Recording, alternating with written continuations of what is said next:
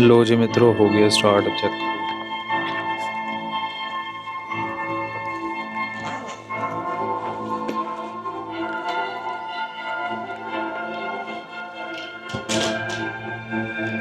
This is Tom Hanks.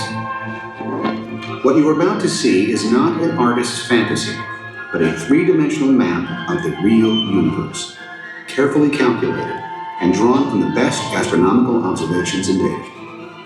Before we begin our journey, I need to run through a pre-flight checklist.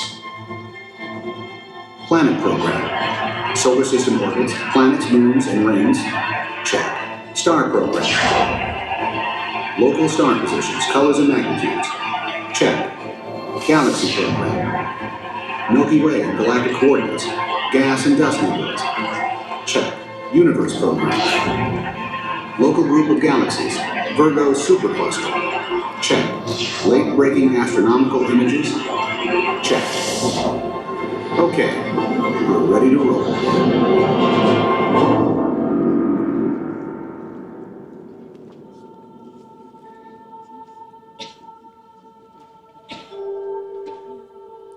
In the time before electricity, in a world lit only by fire, this was the sky that everyone knew.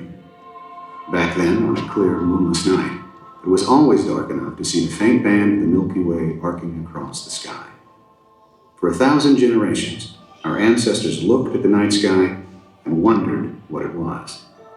The sky looked like the inside of an enormous bowl, slowly turning around an Earth believed to be at its center. The stars were like tiny points of light stuck to the inside of the bowl and not so very far away. The ancient sky seemed two-dimensional. Our ancestors imagined that the stars formed pictures in the sky. They named these constellations after mythical creatures and heroes.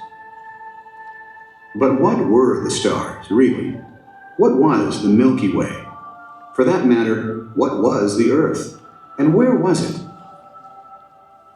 We had no way to know until we devised the methods and tools of science.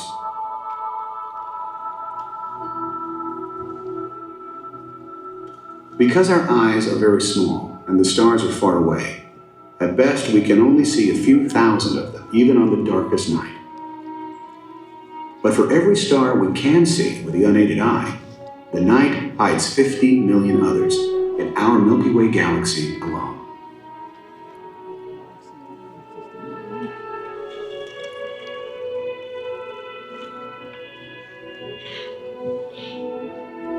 Using telescopes, we discovered that the sky has a third dimension, depth, and that the universe is far grander than anyone could have imagined.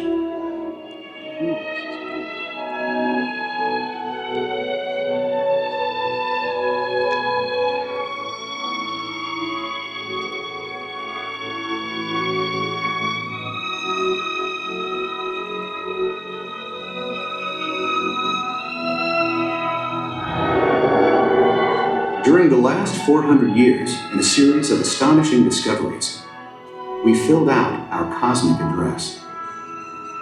We learned that, far from being the center of the universe, the Earth is actually but one of the planets, moving in orbit around the Sun. Our Sun, in turn, is just an ordinary star. It is one of over 100 billion stars in our Milky Way galaxy. And our Milky Way galaxy is one of several thousand galaxies in the Virgo supercluster. Finally, this vast supercluster of galaxies is but a tiny part of the observable universe.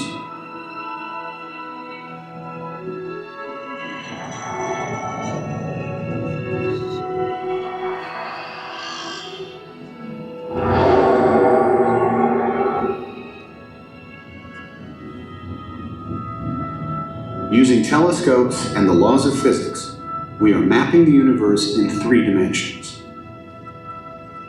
And once you have a map, you can know where you are and where you're going.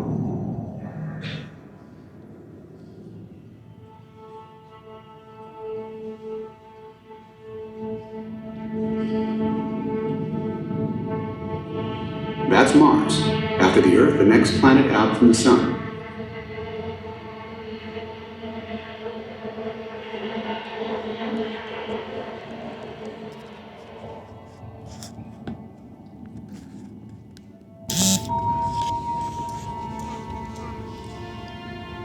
The gas giant planet Jupiter is heavier than all the other planets put together.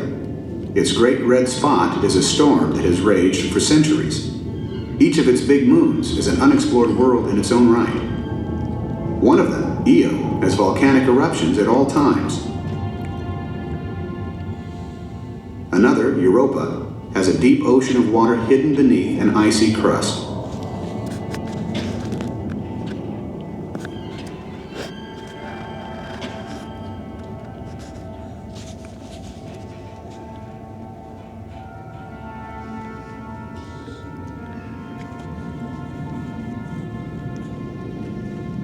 The planet Saturn has hundreds of thin rings made of countless orbiting snowballs. With our computer on interplanetary drive, we've come this far in only a minute. Our fastest spacecraft actually take years.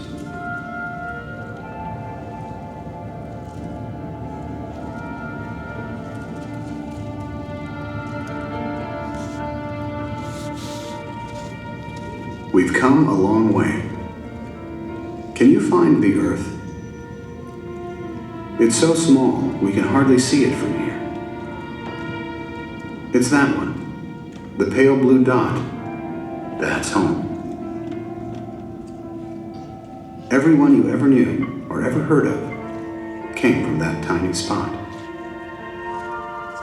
Seeing it like that always gets to me. The planets of the solar system are huddled close to the sun, like campers around a fire in a vast, cold, and dark plain. From out here, it's obvious that our mighty sun is just another star. But the familiar constellations still look the same, because even at this distance from Earth, the stars are still enormously far away.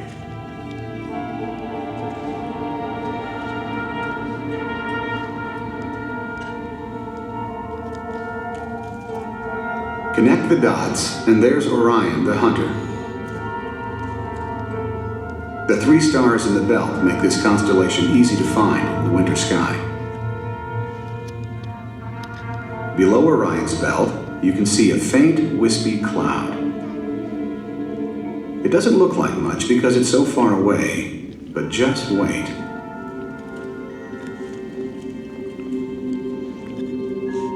The stars are millions of times farther away than the planets. To move among the stars, we'll have to shift to the interstellar drive. As we move out into our galaxy, the old two-dimensional patterns vanish because the starry sky is three-dimensional.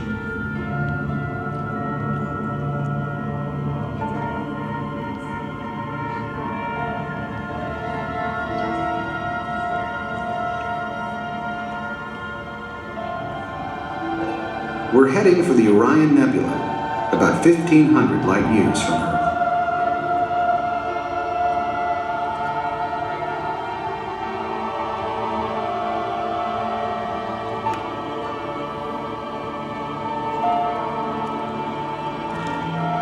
The Orion Nebula is a recycling center for the stars of the Milky Way, a vast interstellar cloud of gas and dust, a place where stars are born.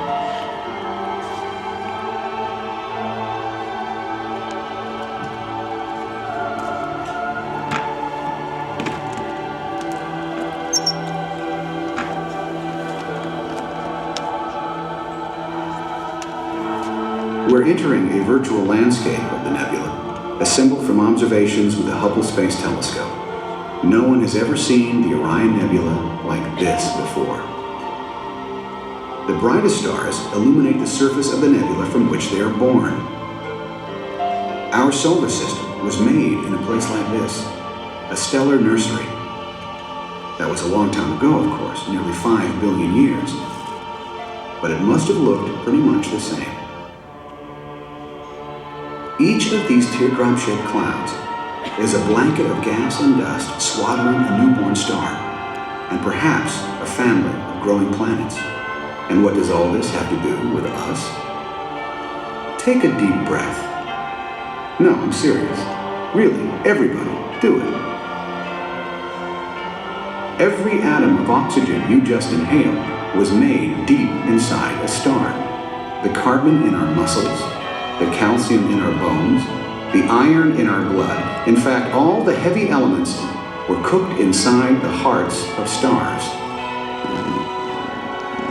As Carl Sagan said, we are star-studded.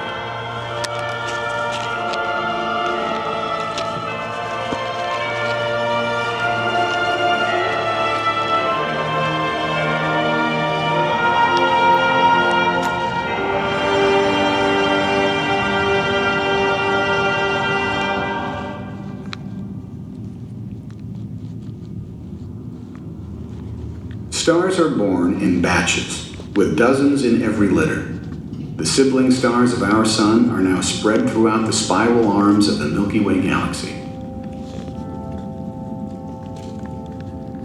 As we leave our galaxy, the individual stars appear to blend together.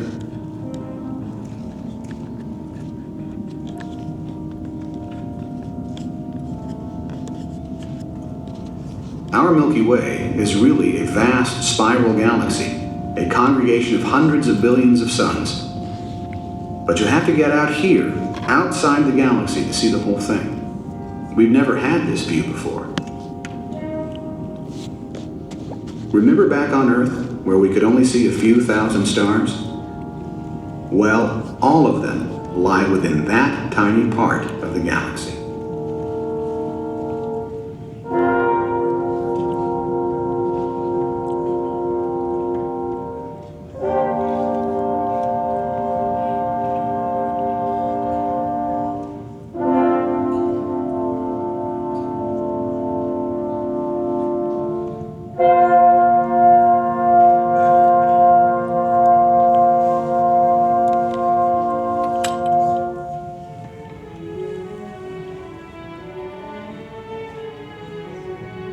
Every one of those spots isn't a star, but a whole galaxy with billions of stars.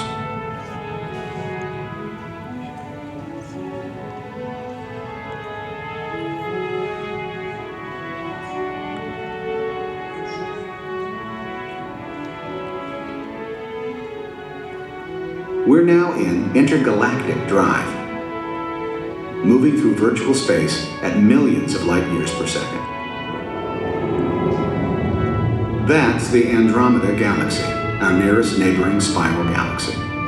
It's the largest member of the so-called local group, a collection of a few dozen galaxies. Our local group is a small part of the Virgo supercluster, a vast gathering of several thousand galaxies. From out here, it's hard to spot our own Milky Way galaxy. Well, it's that one. That's home. Our supercluster of galaxies is only a tiny part of the observable universe. On the largest scale we can see, the superclusters form the knots of a tangled network or web. The brightest knots are entire superclusters of thousands of galaxies, with each galaxy containing billions of suns. This is the last line of our cosmic address. For now, anyway. We may be just little guys, living on a speck of dust. But we don't think small. We managed to figure this much out. And we're still figuring. There are about 100 billion galaxies in the universe we can see. But there are parts we can't see. And who knows? It may be that all this, the entire observable universe, is one tiny bubble in an infinite universe hidden beyond our cosmic horizon.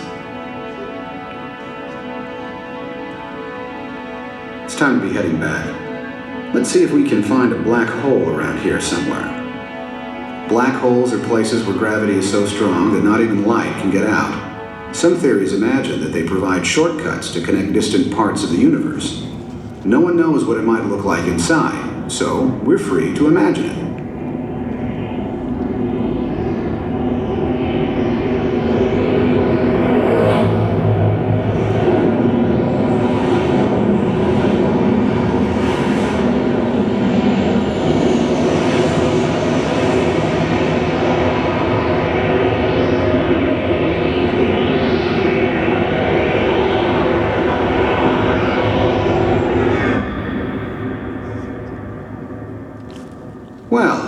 We got off in the right neighborhood.